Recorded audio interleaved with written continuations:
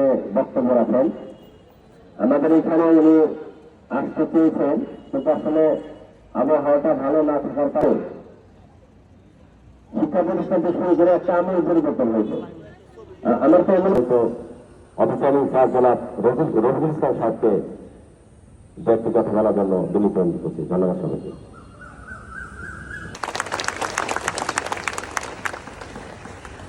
বিসমিল্লাহির রহমানির রহিম।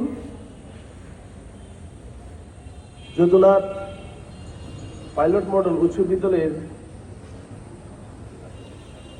সকল ছাত্রছাত্রীবৃন্দ, অতিরিক্ত প্রধান শিক্ষক ও অন্যান্য সহকারী শিক্ষকবৃন্দ, আসসালামু আলাইকুম ওয়া রাহমাতুল্লাহি ওয়া বারাকাতুহু।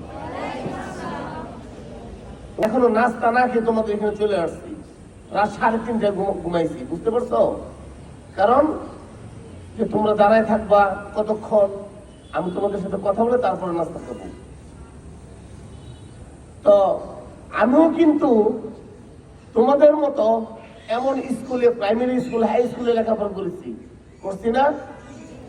বাংলাদেশের যত বড় অফিসারই হোক, রাষ্ট্রপ্রধানই হোক, প্রধানমন্ত্রী হোক, ওই প্রাইমারি হাই স্কুল লেভেল লেখাপড়া না করে কি পারবে? কোনো সুযোগ নাই। তাহলে তোমার লেখাপড়া অনেকটা শেষ হয়ে যাবে। তোমার কাছে প্রাইভেট টিচার, অন্য টিচার যদি লেখাপড়া জমা রাখো, সামনে পরীক্ষা দিয়ে ভালো হবে। এবং তোমাদের সকলের মঙ্গল কামনা করি।